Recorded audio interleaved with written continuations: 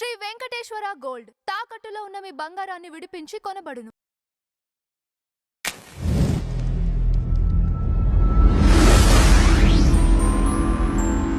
నమస్తే అండి, welcome to tree media. మనతో పాటు writer and director Kanagala Jayakumar గారు ఉన్నారు. సార్ నమస్కారం. నమస్తే. సార్, కోదండ రామిరెడ్డి గారు ఆత్రేయ గారిని నాకు ఒక అదిరిపోయే పాట రాయండి అదిరిపోయే పాట అని అడిగారట.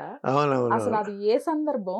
అక్కడ ఒక మంచి నాగేశ్వరరావు గారు కూడా ఉన్నట్లు అక్కడ ఒక మంచి అదేంటంటే శ్రీరంగనీతుడు సినిమా అండి.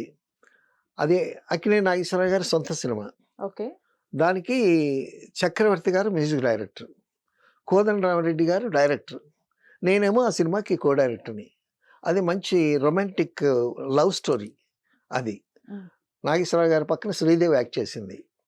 సో ఆత్రేయ గారి చేత ఒక పాట రాయించడానికి మద్రాసు నుంచి పిలిపించారు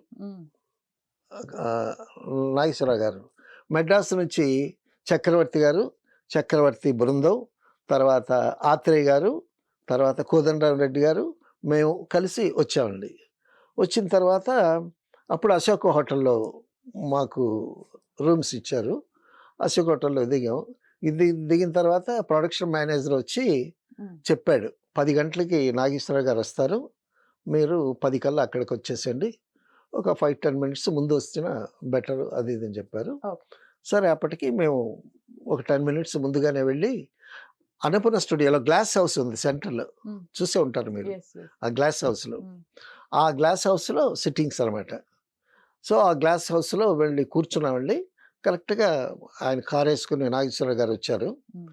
వచ్చి కూర్చున్నారు, విష్ చేసాం, అందరం కూర్చున్నారు. కూర్చున్న తర్వాత కోదండరామిరెడ్డి గారు సిచ్యువేషన్ చెప్పారు. ఓకే. పాట ఏంటి సిచ్యువేషన్ అంటే కోదండరామిరెడ్డి గారు చెప్పారు. కోదండరామిరెడ్డి గారు చెప్పిన దానికన్నా నాగేశ్వరరావు గారు ఆ సిచ్యువేషన్ ఇంకా విడమర్చి చాలా చక్కగా ఇంగ్లీష్లో, తెలుగులో మంచి భాషలో చెప్పారు. ఆత్రేయ గారిని ఇన్స్పైర్ చేయాలి. ఇన్స్పైర్ చేయటంలో కె విశ్వనాథ్ గారండి. కె విశ్వనాథ్ గారు నారాయణ రెడ్డి గారిని కూర్చోబెట్టి ఒక పాట, సుందరామూర్తి గారిని కానీ ఆ సందర్భం, ఆ సిచ్యువేషన్ చెప్పి అద్భుతంగా ఎక్స్ప్లెయిన్ చేస్తాడు విశ్వనాథ్ గారు. ఆ ఇన్స్పిరేషన్తో వాళ్ళు ఇంకా ఎక్సైట్ అయ్యి పాట తొందరగా రాయటానికి చాలా కుతూహలంగా ఉంటారు. సో కోదండరామిరెడ్డి గారు అదే చెప్పిన తర్వాత, మరి నాగేశ్వరరావు గారు చెప్పిన తర్వాత ఆత్రేయ గారు ఆలోచిస్తూ ఉంటే, సరే పాట ముందు రాస్తారా, ముందు చూనిస్తారా అనేటటువంటి మీమాంస వచ్చింది. అనంటే చక్రవర్తి గారేమో ముందు ట్యూన్ ఇస్తామండి, ఎందుకంటే రొమాంటిక్ కామెడీ కదా ఇది, సో మంచి రిథం ఉండాలి, మంచి రాగం ఉండాలి, సో మంచి రిథంతో ట్యూన్ ఇస్తే ఆ ట్యూన్కి ఆత్రేయ గారు రాస్తే బాగుంటుంది అని చక్రవర్తి గారు అన్నారు. అనంటే సరే అలాగే కానీ అన్నారు నాగేశ్వరరావు గారు. అంటే ముందు ట్యూన్ ఇస్తేనే బాగుంటుందనే ఉద్దేశం నాగేశ్వరరావు గారికి మనసులో ఉన్న, బయటికి మరి ఆత్రేయ గారు ట్యూన్ కన్నా విడిగా రాస్తే అద్భుతంగా రాస్తారు. అప్పట్లో మామూలుగా పాట రాసేవాళ్ళు, తర్వాత ట్యూన్ కట్టేవాళ్ళు. తర్వాత ముందు ట్యూన్ ఇచ్చి పాట రాసేటటువంటి పద్ధతి వచ్చింది కదా. సరే ట్యూన్ కట్టమన్నారు. ఒక రిథం వేసి ట్యూన్ కట్టాడు ఆయన. తర్వాత లంచ్ అయిపోయింది.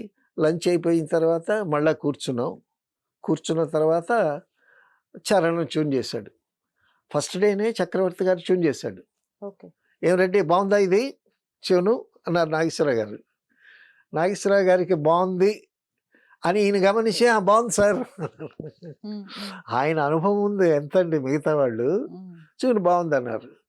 ఓకే, ట్యూన్ బాగుంది, ఆత్రేయ గారు ఇక మీదే ఆలస్యం అన్నాడు నాగేశ్వరరావు గారు. అని సరే రేపు కూర్చుందాం అన్నాడు ఆత్రేయ గారు.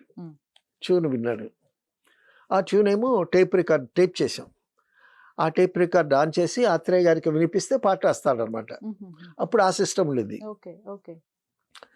సరే టేప్ రికార్డులో ట్యూన్ రికార్డ్ చేసాం. రికార్డ్ చేసిన తర్వాత ఆత్రేయ గారికి రూమ్లో విన్నాడు ఆయన. వినటానికి ముందు నేను టేప్ రికార్డ్ ఆన్ చేయబోయాను. ఎందుకయ్యా ఆపవయ్యా అన్నాడు ఆయన. లేదు గురుగారు బాగుందన్నారు కదా అన్నాడు. నాగేశ్వరరావు గారు బాగుందన్నారు, ఆయనకి బాగుంది, మరి ఆయనే కదండి యాక్ట్ చేయాలి అది ఇది అంటే, సరే వెయ్యి అన్నారు. వేసా విన్నారు. విన్న తర్వాత మరొకసారి ఏమంటారు, ఏం అక్కర్లేదు రేపు కూర్చుందాం అన్నాడు. ఆ మరుసటి రోజు కూర్చున్నాం. ఫస్ట్ డే ట్యూన్ అయిపోయింది. సెకండ్ డే ఆత్రేయ గారు పాట రాయలేదు. థర్డ్ డే రాయలేదు. ఫోర్త్ డే రాయలేదు. ఫిఫ్త్ డే రాయలేదు. సిక్స్త్ డే రాయలేదు. సెవెంత్ డే రాయలేదు. వారం రోజులు అయిపోయింది. మాకు హోటల్లో విడిది, రోజు ఉదయం టిఫిను, మధ్యాహ్నం భోజనాలు, రాత్రి భోజనాలు. మేము ఈ టెన్షన్ పడుతున్నాం, ఖర్చు ఎక్కువైపోయింది, ఆత్రేయ గారు రాయటం లేదని మేము టెన్షన్ పడుతున్నాం. నాగేశ్వరరావు గారు ఏంటి, పాట రావటం లేదని ఆయన టెన్షన్ పడుతున్నాడు. తర్వాత నాగేశ్వరరావు గారు ఏమంటారో అని కోదండరామరెడ్డి గారు టెన్షన్ పడుతున్నారు. అందరూ టెన్షన్లో ఉన్నారు. లాస్ట్ డేనండి, 7వ రోజున మ్యూజిక్ సిట్టింగ్ కూర్చున్నాము. కూర్చుంటే ఆత్రేయ గారు అలాగా నిమ్మకి నీరెట్టినట్టు అలా కూర్చున్నాడు.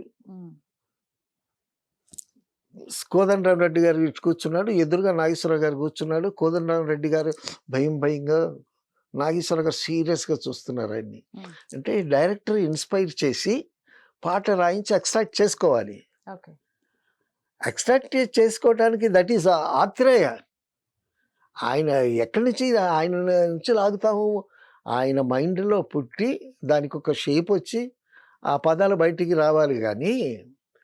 సో ఆఖరికి మొత్తానికి అందరూ టెన్షన్లో ఉన్నారు. నాగేశ్వరరావు గారు ఫైనల్గా చెప్పేశారు, ఇక లాభం లేదు కానీ మీరు మెడ్రాస్ వెళ్ళిపోండి రేపు అని చెప్పేశారు నాగేశ్వరరావు గారు. అందరికీ గుండెలో రాయబడిపోయింది. ఆ రాత్రి హోటల్కి వచ్చామండి. హోటల్కి వచ్చిన తర్వాత నేను, కోదండరామరెడ్డి గారు ఆత్రేయ గారి దగ్గరికి వెళ్ళి లిటరల్గా ఆత్రేయ గారి కాళ్ళ దగ్గర కూర్చున్నాడు కోదండరామరెడ్డి గారు. కూర్చుని ఆయన కాళ్ళ మీద చేతులు వేసి, గురుగారు వారం రోజులైందండి, పల్లవన్నా రాయండి గురువుగారు, అద్భుతంగా రాస్తారండి మీరు పాటలు, ఎన్ని అద్భుతమైన పాటలు రాశారండి, అసలు మీరు పాట రాస్తే అదిరిపోద్దండి అని అన్నాడు. అనేసరికి ఆత్రేయ గారు కూల్గా, నేను పాట రాస్తే పాట అదిరిపోద్ది, నేను పాట రాయకపోతే నీకు అదిరిపోద్ది అన్నాడు. అంత టెన్షన్లోనూ జోకేశానండి. మేము ఇంత టెన్షన్ పోయి మాకు పగలబడి నవ్వాం.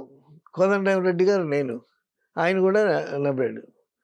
రెడ్డి నువ్వు రూమ్కి వెళ్ళిపో, వీడుంటాడు నాతో, నేను పాట రాసి పంపిస్తాను అది ఇదని చెప్తే కోదండరామరెడ్డి గారు ఆయన రూమ్కి వెళ్ళిపోయాడు.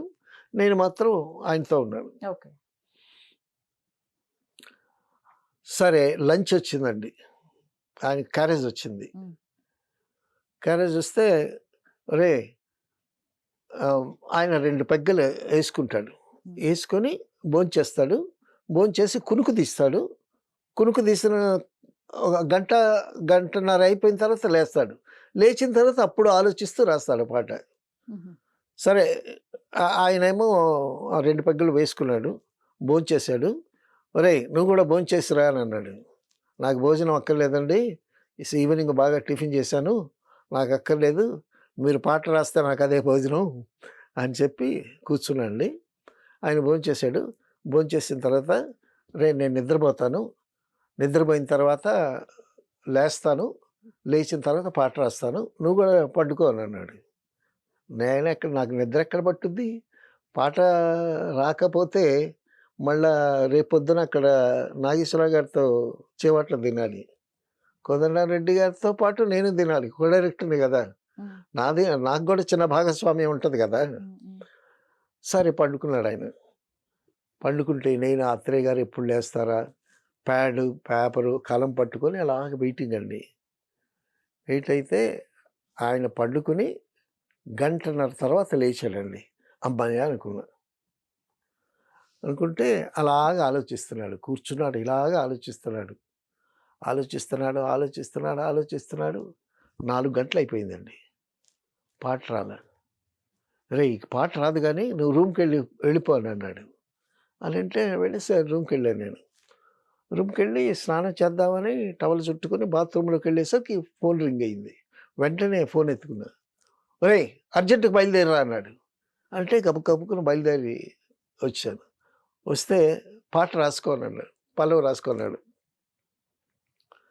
నడుము ఓకే, నడక ఓకే, కళ్ళు ఓకే, పళ్ళు ఓకే, అది ఓకే ఇది ఓకే అని చెప్పి ఆ పైన వర్ణించలేని అందాలన్నీ ఓకే ఓకే ఓకే ఆ రొమాంటిసిజం చూడండి ఆత్రేయ గారు. అది శ్రీదేవి. నడుము ఓకే, నడక ఓకే, కళ్ళు ఓకే, పళ్ళు ఓకే, ఆ పైన వర్ణించలేని అందాలన్నీ ఓకే ఓకే ఓకే అని అన్నాడు. అమ్మాయి అనుకుని నేను రాసుకొని ఆ నెక్స్ట్ డే ఫోన్ చేసి పల్లవి వచ్చేసిందండి అని చెప్తే మళ్ళీ నెక్స్ట్ డే మ్యూజిక్ సిట్టింగ్లో కూర్చొని నాగేశ్వరరావు గారితో కూర్చుంటే పల్లవి వచ్చేసింది. పల్లవి వచ్చేసిన తర్వాత చదివి వినిపించవయ్యా అన్నాడు. నేను చదివి వినిపించాను. ఆ పైన వర్ణించలేని అందాలన్నీ ఓకే ఓకే ఓకే అని వినిపించేసరికి నాగేశ్వరరావు గారు ఓకే అని అన్నాడు. అంటే అందరూ సంతోషించారు. టెన్షన్ రిలీవ్ అయింది. పల్లవి వచ్చింది కదా. తర్వాత పాటకు పల్లవి ప్రాణం అంటారు కదండి. ఆ పల్లవి కోసం ఆలోచిస్తున్నాడు ఆయన. అక్కడ శ్రీదేవి మంచి చాలా అందగత్తె హీరోయిన్, నాగేశ్వరరావు గారు. సో ఆ పల్లవి కోసం అంటే మనం రాయట్లేదు అనుకుంటాం కానీ లోపల లోపల మదన పడుతూ ఉంటాడు ఆయన. సరే ఒక పల్లవి వచ్చేసింది. దానికి అనుగుణంగా చరణాలు కూడా ఆ రోజే వచ్చేసాయి. మయ బ్రతుకు జీవుడా అని మళ్ళా నాగేశ్వరరావు గారికి వినిపించి మద్రాసులో రికార్డింగ్కి వెళ్ళిపోయాం అనమాట. అది ఆత్రేయ గారి ఇది. ఆత్రేయ గారి మీద ఒక అపప్రాధ ఉందండి. ఏంటంటే పాట రాసి జనాన్ని ఏడిపిస్తాడు. ఆయన రాసే పాట మంచి సెంటిమెంటల్ సీన్ ఉందనుకోండి. ఆ పాటలో ఈ జీవన తరంగాలలో ఆ దేవుని చదరంగంలో ఎవరికి ఎవరు సొంతము ఎంతవరకు బంధము అనే పాట జీవన తరంగాల్లో వినే ఉంటారు మీరు. ఆ పాట పాడుతూ ఉంటే ఆ దృశ్యం చూస్తుంటే ఏడని వాళ్ళు ఉంటారండి.